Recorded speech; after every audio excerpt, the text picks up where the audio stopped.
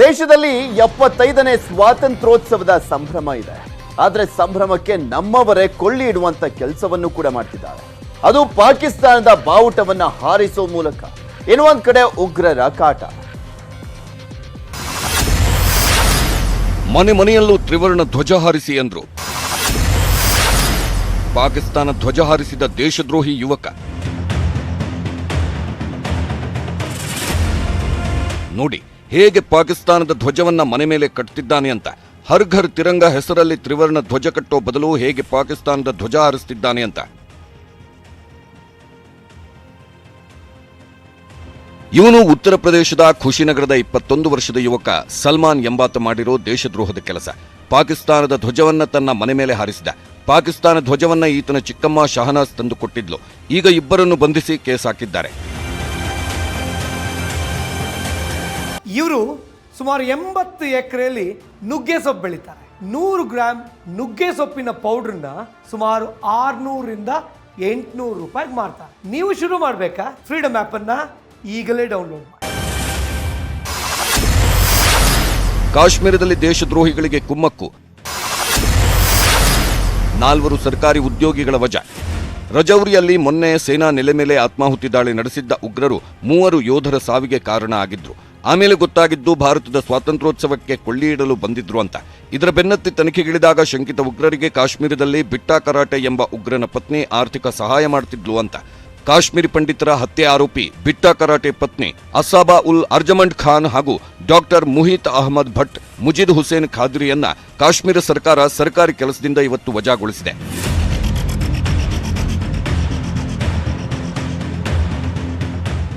ನೇ ವರ್ಷದ ಸ್ವಾತಂತ್ರ್ಯ ಸಂಭ್ರಮದಂದು ದಾಳಿ ಮಾಡುವ ಆತಂಕವಿದ್ದು ದೇಶದ ಪ್ರಮುಖ ನಗರಗಳಲ್ಲಿ ಆಗಸ್ಟ್ 14-15ರಂದು ತೀವ್ರ ಕಟ್ಟೆಚ್ಚರ ವಹಿಸಲಾಗಿದೆ.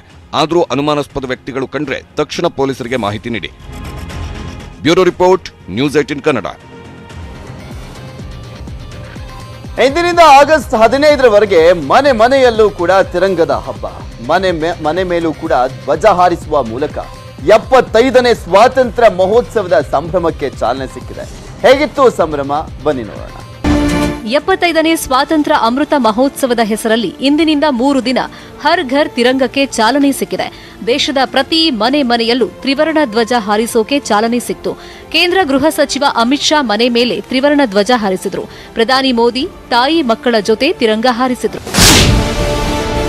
ಜಮ್ಮು ಕಾಶ್ಮೀರದ ತುತ್ತ ತುದಿಯಲ್ಲಿ ಉಗ್ರರ ಆತಂಕದ ಮಧ್ಯೆಯೂ ಮನೆಯಲ್ಲೂ ಹರ್ ಘರ್ ತಿರಂಗ ಆಚರಿಸಿದ್ರು. ಕಾಶ್ಮೀರದ ಶಾಲೆಗಳಲ್ಲಿ ಮಕ್ಕಳು ರಾಷ್ಟ್ರಧ್ವಜ ಹಾರಿಸಲು ಸೈನಿಕರು ಬೆಂಗಾವಲಾಗಿದ್ರು.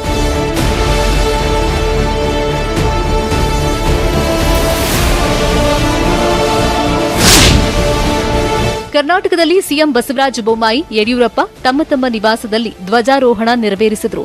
ಇನ್ನು ಅನಾರೋಗ್ಯದ ಮಧ್ಯೆಯೂ ಮಾಜಿ ಪ್ರಧಾನಿ ದೇವೇಗೌಡರು ರಾಷ್ಟ್ರಧ್ವಜ ಹಾರಿಸಿ ಗೌರವ ಸೂಚಿಸಿದರು.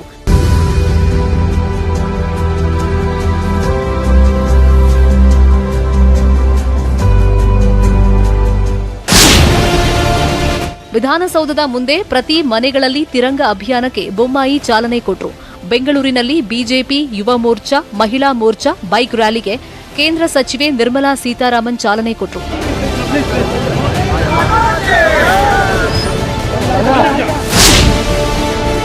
ಬೆಂಗಳೂರಿನ ಆರ್ಎಸ್ಎಸ್ ರಾಜ್ಯ ಮುಖ್ಯ ಕಚೇರಿ ಕೇಶವ ಕೃಪಾದಲ್ಲಿ ರಾಷ್ಟ್ರ ಧ್ವಜಾರೋಹಣ ನಡೆಯಿತು. ಆರ್ಎಸ್ಎಸ್ ಹಾಗೂ ಮೋಹನ್ ಭಾಗವತ್ ತಮ್ಮ ಟ್ವಿಟರ್ ಪ್ರೊಫೈಲ್ಗೆ ಭಾರತದ ಧ್ವಜ ಹಾಕಿ ವಿರೋಧಿಗಳ ಬಾಯಿ ಮುಚ್ಚಿದ್ರು.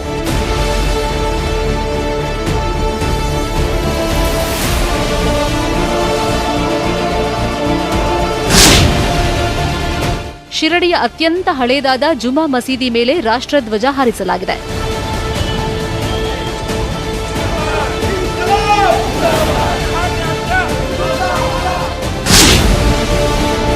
ಇನ್ನು ಉಡುಪಿಯ ಬೈಂದೂರಿನ ಸರ್ಕಾರಿ ಪದವಿ ಪೂರ್ವ ಕಾಲೇಜಿನಲ್ಲಿ ವಿದ್ಯಾರ್ಥಿಗಳೇ ತ್ರಿವರ್ಣ ಧ್ವಜದ ಮಾದರಿಯಲ್ಲಿ ನಿಂತು ಗೌರವ ಸಲ್ಲಿಸಿದರು. ಚಿತ್ರದುರ್ಗದ ಚಳ್ಳಕೆರೆ ತಾಲೂಕಿನ ಕ್ರೀಡಾಂಗಣದಲ್ಲಿ ವಿದ್ಯಾರ್ಥಿಗಳನ್ನು ಬಳಸಿ ಭಾರತ ನಕ್ಷೆ ತಯಾರಿಸಿದರು. ಜೊತೆಗೆ 1250 ಮೀಟರ್ ಉದ್ದದ ಬೃಹತ್ ರಾಷ್ಟ್ರಧ್ವಜದ ಮೆರವಣಿಗೆಯೂ ನಡೆಯಿತು.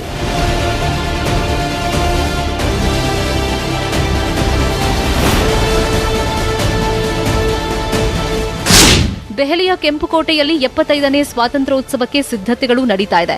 ಬೆಂಗಳೂರಿನ ವಿವಾದಿತ ಈದ್ಗಾ ಮೈದಾನದಲ್ಲೂ ಧ್ವಜಾರೋಹಣಕ್ಕೆ ತಯಾರಿ ನಡೀತಾ ಇದ್ದು ಪೊಲೀಸ್ ಭದ್ರತೆ ಹೆಚ್ಚಿಸಲಾಗಿದೆ. ಹುಬ್ಬಳ್ಳಿಯ ಈದ್ಗಾ ಮೈದಾನದಲ್ಲೂ ಧ್ವಜಾರೋಹಣಕ್ಕೆ ತಯಾರಿ ನಡೀತಾ ಇದೆ.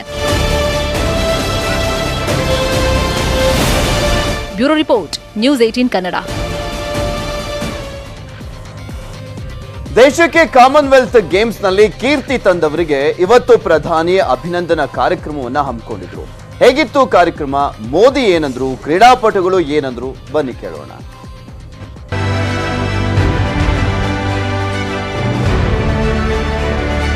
ಕಾಮನ್ವೆಲ್ತ್ ಕ್ರೀಡಾಕೂಟದಲ್ಲಿ ಭಾರತೀಯರು ಈ ವರ್ಷ ಪಾರುಪತ್ಯ ಮೆರೆದಿದ್ರು.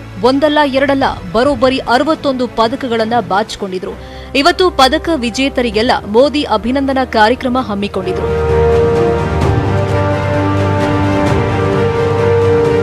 ವಿಶೇಷ ಬಸ್ಗಳ ಮೂಲಕ ಕಾಮನ್ವೆಲ್ತ್ ಕ್ರೀಡಾಪಟುಗಳನ್ನ ದೆಹಲಿಯ ಪ್ರಧಾನಿ ನಿವಾಸಕ್ಕೆ ಕರೆತರಲಾಯಿತು. ಎಲ್ಲಾ ಕ್ರೀಡಾಪಟುಗಳನ್ನ ಅಭಿನಂದಿಸಲು ಬಂದ ಮೋದಿ ಕ್ರೀಡಾಪಟುಗಳನ್ನ ನೋಡ್ತಾ ಖುಷಿಪಟ್ರು. ಕ್ರೀಡಾಪಟುಗಳ ಜೊತೆ ಮೋದಿ ಫೋಟೋ ಸೆಷನ್ ನಡೆಯಿತು.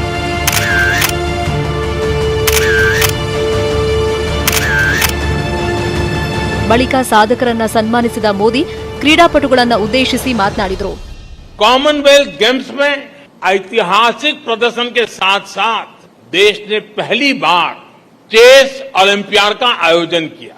न सिर्फ सफल आयोजन किया है, बल्कि चेस में अपनी समृद्ध परंपरा को जारी रखते हुए श्रेष्ठ प्रदर्शन भी किया है. मैं चेस ओलंपियाड में हिस्सा लेने वाले सभी खिलाड़ियों को और सभी मेडल विजेताओं को भी आज इस अवसर पर बहुत बहुत बधाई देता हूं. आजाद भारत के नवनिर्माण में जिस तरह से पूरे भारत ने एकजुट होकर प्रयास किया, उसी भावना से आप भी मैदान में उतरते हैं.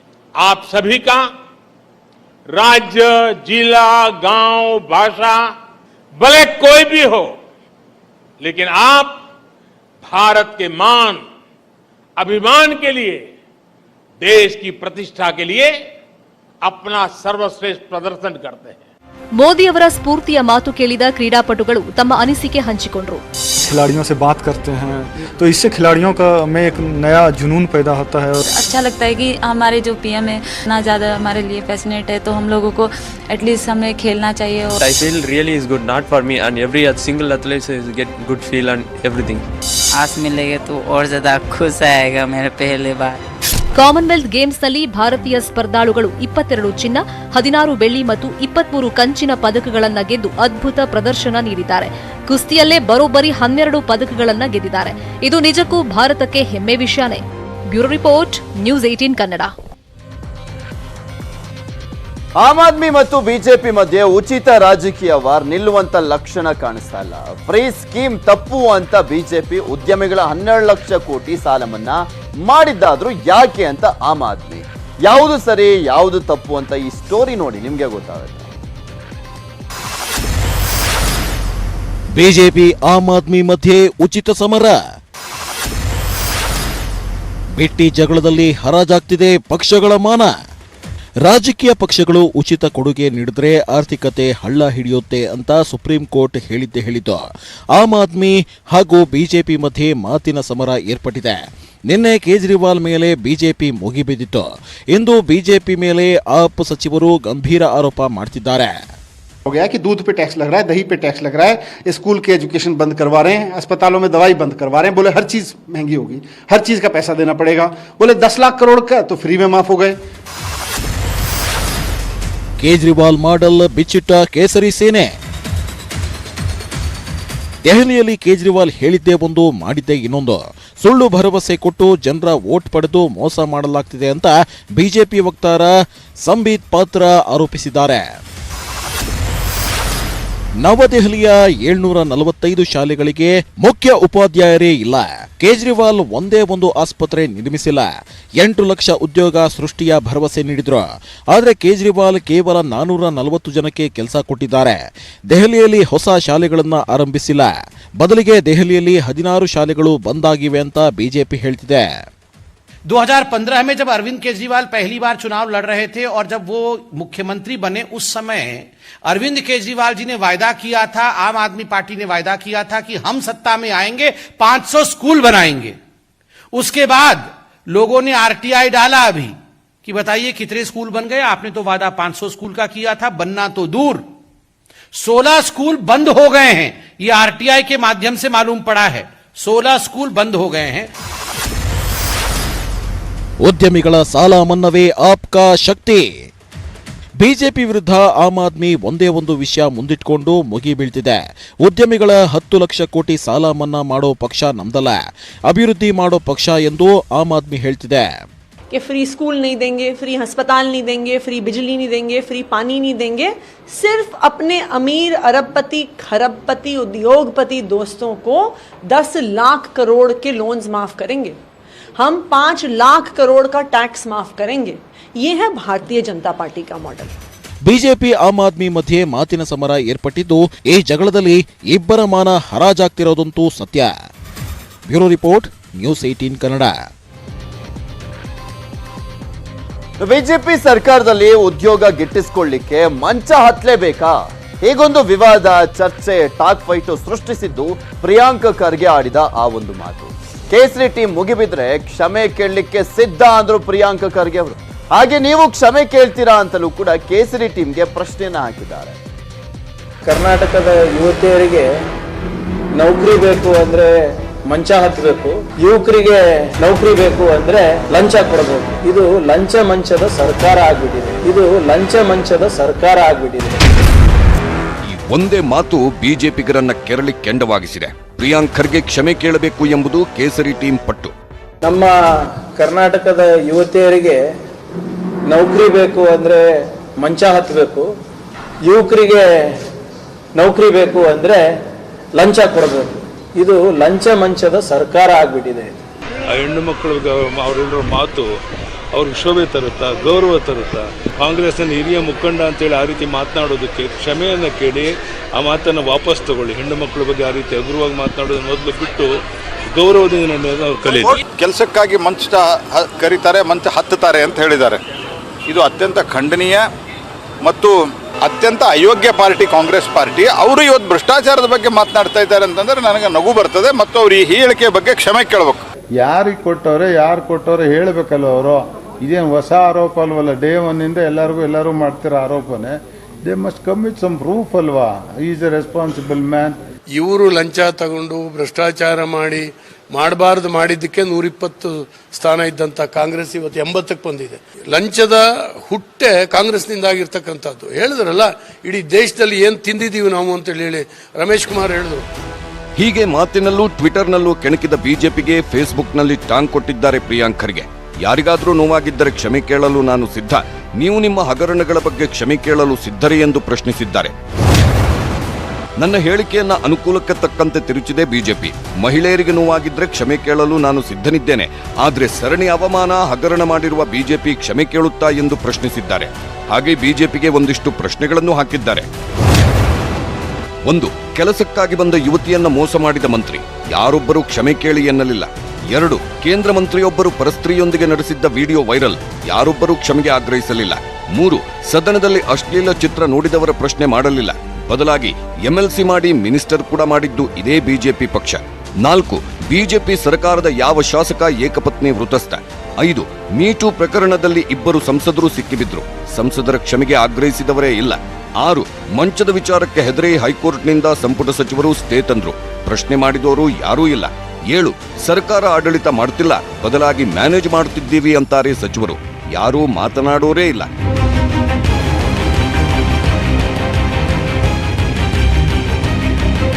ಈ ಮಧ್ಯೆ ಪ್ರಿಯಾಂಕ್ ಖರ್ಗೆ ಬಗ್ಗೆ ಬಹಿರಂಗ ಚರ್ಚೆಗಳು ಶುರುವಾಗಿವೆ. ಲಂಚ ಮಂಚದ ಮುಖಾಂತರವೇ ಎಲ್ಲಾ ಕೆಲಸಗಳು ಮಾಡ್ಬೇಕಾ? ಯಾವ ಕೀಳರು ಅಭಿರುಚಿಯ ಒಂದು ವಾಕ್ಯವನ್ನ ಅವರು ಹೇಳ್ತಾ ಇದ್ದಾರೆ. ದಯವಿಟ್ಟು ಅವರು ಇಡೀ ರಾಜ್ಯದ ಮಹಿಳೆಯರಿಗೆ ಕ್ಷಮೆ ಯಾಚಿಸುವವರೆಗೂ ನಾವು ಹೋರಾಟ ಮಾಡ್ತೇವೆ. ಅವರು ಸತ್ಯಾಂಶವನ್ನು ಹೇಳಿದ್ದಾರೆ, ಇರೋ ಫ್ಯಾಕ್ಟ್ಸ್ ನ ಅವ್ರು ಬಯಲಿಟ್ಟಿದ್ದಾರೆ. ಅವ್ರ ಫ್ಯಾಕ್ಟ್ಸ್ ಏನಾದ್ರು ತಪ್ಪು ಇದ್ರೆ ಆ ಇನ್ವೆಸ್ಟಿಗೇಷನ್ ಅಲ್ಲಿ ಗೊತ್ತಾಗುತ್ತೆ. ಇನ್ವೆಸ್ಟಿಗೇಷನ್ ಮಾಡಿ ಎಲ್ಲಿ ತನಕ ಹೋಗಿದೆ ಇನ್ವೆಸ್ಟಿಗೇಷನ್? ನೀವು ಪ್ರಿಯಾಂಕ್ ಖರ್ಗೆ ಅವರ ಪ್ರಶ್ನೆ ಮಾತ್ರ ಕೇಳ್ತಾ ಇದ್ರೆ ಹೊರತು ಇನ್ವೆಸ್ಟಿಗೇಷನ್ ಎಲ್ಲಿ ತನಕ ಹೋಗಿದೆ ಅಂತ ಯಾಕೆ ಕೇಳ್ತಾ ಇಲ್ಲ? Bureau report, news 18 Kannada. ಮಹಾರಾಷ್ಟ್ರದಲ್ಲಾಗ್ತಾ ಇರುವಂತ ಮಳೆ ಮತ್ತೆ ಉತ್ತರ ಕರ್ನಾಟಕದಲ್ಲಿ ಪ್ರವಾಹವನ್ನ ಸೃಷ್ಟಿ ಮಾಡಿದೆ. ಗುಜರಾತ್ನಲ್ಲಂತೂ 16 ಗ್ರಾಮಗಳೇ ಮುಳುಗಿ ಹೋಗಿದ್ದಾವೆ.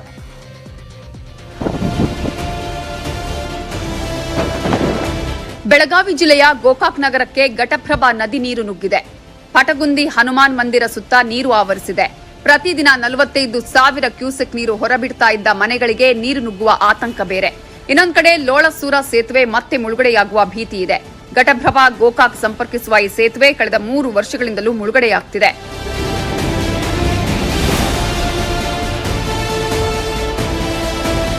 ಮಹಾರಾಷ್ಟ್ರದ ಮಹಾಬಲೇಶ್ವರ ಸೇರಿದಂತೆ ಕೃಷ್ಣಾ ಜಲನಯನ ಪ್ರದೇಶದಲ್ಲಿ ಭಾರೀ ಮಳೆಯಾಗ್ತಿದೆ. ಕಳೆದ 2 ದಿನಗಳಿಂದ ಆಲಮಟ್ಟಿ ಜಲಾಶಯಕ್ಕೆ 2 ಲಕ್ಷ ಕ್ಯೂಸೆಕ್ ಒಳಹರಿವಿದೆ. ನಾರಾಯಣಪುರದ ಬಸವಸಾಗರ ಜಲಾಶಯಕ್ಕೆ 2,25,000 ಕ್ಯೂಸೆಕ್ ನೀರು ಹೊರಹರಿವಿದ್ದು ಪ್ರವಾಹ ಪರಿಸ್ಥಿತಿ ನಿರ್ಮಾಣವಾಗಿದೆ. ಯಾದಗಿರಿ ಜಿಲ್ಲೆಯ ವಡಗೇರಾದ ಅನಕಸುಗೂರು ಬಳಿ ಮೊಸಳೆಗಳು ಪ್ರತ್ಯಕ್ಷವಾಗಿವೆ. ಕೃಷ್ಣಾ ನದಿ ತೀರದ ರೈತರ ಹೊಲಗಳಿಗೂ ಬಂದು ಬೀಡು ಬಿಟ್ಟಿವೆ.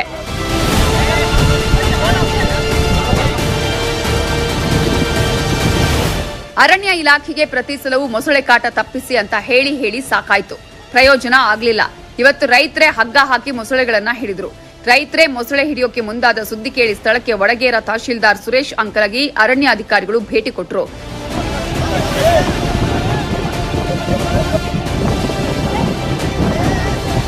ಚಿಕ್ಕಮಗಳೂರಿನ ಮೂಡಿಗೆರೆ ತಾಲೂಕಿನ ದಿಣ್ಣೆಕೆರೆಯಲ್ಲಿ ದಿನೇಶ್ ಅನ್ನೋರಿಗೆ ಸೇರಿದ ಮನೆ ಕುಸಿದಿದೆ. ಕೂಡಿಟ್ಟ ಹಣ ಹಾಗೂ ಆಹಾರ ಸಾಮಗ್ರಿಗಾಗಿ ಮನೆಯ ಅವಶೇಷಗಳಡಿ ಹುಡುಕುವ ದೃಶ್ಯ ಕರುಳು ಕಿವುಚುವಂತಿದೆ. ಇನ್ನು ಕಳಸ ತಾಲೂಕಿನ ಕೆಳಗೂಡು ಗ್ರಾಮದಲ್ಲಿ ಹರೀಶ್ ಅನ್ನುವರ ಮನೆ ಮೇಲ್ಛಾವಣಿ ಗೋಡೆ ಕುಸಿದಿದೆ. ಬಾವಿಕೆರೆ ಗ್ರಾಮದ ಬಸಪ್ಪ ಹಾಗೂ ಗಂಗಣ್ಣ ಅನ್ನುವರಿಗೆ ಸೇರಿದ ಮನೆಗಳಿಗೆ ಹಾನಿಯಾಗಿದೆ. ಬಿ ರಾಮನಹಳ್ಳಿಯ ದುರ್ಗಮ್ಮ ಅನ್ನುವರ ಮನೆ ಗೋಡೆಯೂ ಹಾನಿಯಾಗಿದೆ.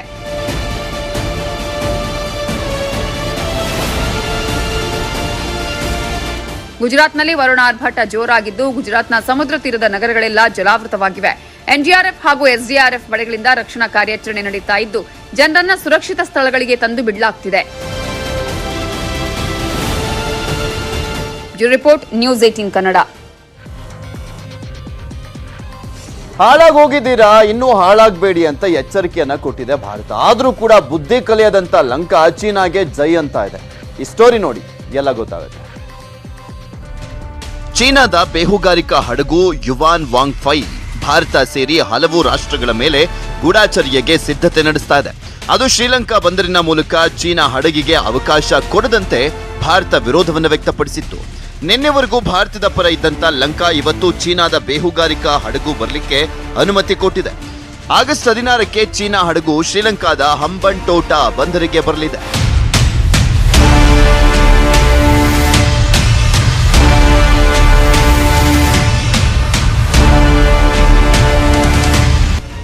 ಒಂದ್ ಕಡೆ ಸಾಲ ಕೊಟ್ಟು ಶ್ರೀಲಂಕಾವನ್ನ ಬೀದಿಗೆ ತಂದಿದ್ದಂತ ಚೀನಾ ಬಾಂಗ್ಲಾದಲ್ಲೂ ಕೂಡ ದೊಂಬಿ ಎಬ್ಬಿಸ್ತಾ ಇದೆ. ಪಾಕಿಸ್ತಾನದ ಉಗ್ರವಾದಕ್ಕೂ ಕೂಡ ಪರೋಕ್ಷವಾಗಿ ಚೀನಾ ಬೆಂಬಲವನ್ನ ನೀಡ್ತಾ ಬಂದಿದೆ. ಇದರ ಮಧ್ಯೆ ಅಮೆರಿಕ ವಿರುದ್ಧ ಸಿಟ್ಟು ತೀರಿಸಿಕೊಳ್ಳಿಕ್ಕೆ ತೈವಾನ್ ಮೇಲೂ ಕೂಡ ಯುದ್ಧವನ್ನ ನಡೆಸೋದಕ್ಕೆ ತಯಾರಿ ನಡೆಸ್ತಾ ಇದೆ. ತೈವಾನ್ ಕೂಡ ಚೀನಾ ಮೇಲೆ ಸಮರಕ್ಕೆ ಸಜ್ಜಾಗಿದೆ.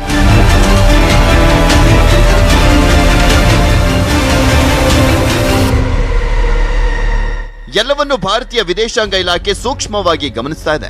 ಈ ಬಗ್ಗೆ ನ್ಯೂಸ್ 18ಗೆ ಎಕ್ಸ್ಕ್ಲೂಸಿವ್ ಆಗಿ ವಿದೇಶಾಂಗ ಸಚಿವ ಜೈಶಂಕರ್ ಮಾತನಾಡಿದರು.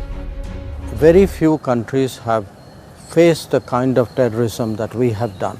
The other issue, what individual countries do, the position that they take. Because let me tell you, on the terrorism issue, we have the vast majority of countries support what we do. The reform of the UN is something which the UN membership has to debate and agree upon. It is not something which one country can push and get through. So that process of persuading and negotiating and getting change, that has been underway. ಒಟ್ನಲ್ಲಿ China ಒಂದಿಲ್ಲೊಂದು ಕಿತಾಪತಿ ಮಾಡ್ತಾ ಇತ್ತು. ಇವತ್ತೆಲ್ಲ ನಾಳೆ ತಾನೇ ತೋಡಿದ ಹಳ್ಳಕ್ಕೆ ಬೀಳುವಂತ ಕಾಲ ದೂರವಿಲ್ಲ.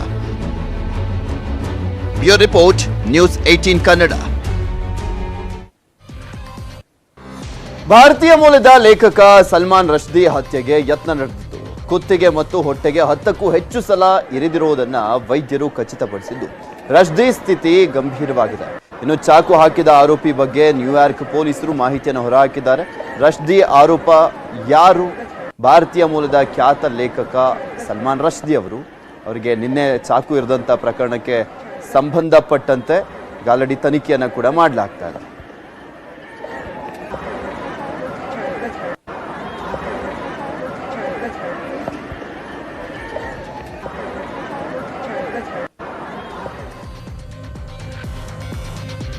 ಕೊಪ್ಪಳದ ಕನಕಗಿರಿಯ ಹುಲಿಹೈದರ್ ಗ್ರಾಮಕ್ಕೆ ಡಿಸಿ ಸುಂದರೇಶ್ ಬಾಬು ಭೇಟಿಯನ್ನ ನೀಡಿ ಗಾಯಾಳು ಧರ್ಮಣ್ಣನ ಕುಟುಂಬಸ್ಥರಿಗೆ ಸಾಂತ್ವನವನ್ನ ಹೇಳಿದರು. ಗಲಾಟೆ ನಂತರ 58 ಜನರ ಮೇಲೆ ಪ್ರಕರಣ ದಾಖಲಾಗಿದ್ದು ಗ್ರಾಮದ ಯುವಕರು ಗಂಡಸರು ಊರನ್ನ ತೊರೆದಿದ್ದಾರೆ. ಪ್ರಕರಣಕ್ಕೆ ಸಂಬಂಧಪಟ್ಟಂತೆ 22 ಜನರನ್ನ ಬಂಧಿಸಲಾಗಿದೆ.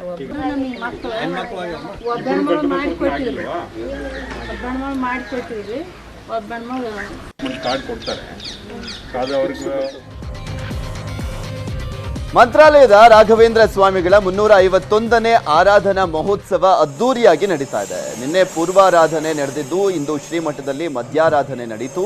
ಇನ್ನು ಬೆಂಗಳೂರಿನ MRS ಸಂಸ್ಥೆಯ ಮಾಲೀಕರು 1.5 ಕೋಟಿ ಬೆಲೆ ಬಾಳುವಂತ ಚಿನ್ನದ ಕಾಸಿನ ಸರವನ್ನ ಸಮರ್ಪಣೆ ಮಾಡಿದ್ದಾರೆ.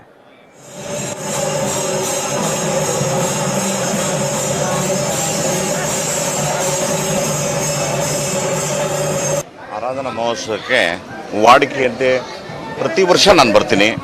ಈ ಪ್ರಪಂಚದ ಯಾವುದೇ ಮೂಲೆಯಲ್ಲಿರಲಿ ನನಗೆ ಈ ಆರಾಧನೆ ರಾಯರದು ಏನಿರುತ್ತೆ ಅಲ್ಲಿ ಯಾವ ಕೆಲಸವನ್ನು ನಾನು ಮಾಡೋದಿಲ್ಲ. ಅದು ಬಹುತೇಕ ನನಗೆ ಪರಿಚಿತರು ಎಲ್ರಿಗೂ ಗೊತ್ತಿದೆ. ಇದು ನನಗೆ ಭಾಳ ಸಂತೋಷ. ಭಾಳ ಅದ್ಭುತವಾಗಿ ಇವತ್ತು ನಮ್ಮ ಯಾವುದೋ ಜನ್ಮದ ನನ್ನ ಸಹೋದರ ನಮ್ಮ ನರಸಿಂಹಾಚಾರ್ಯರು.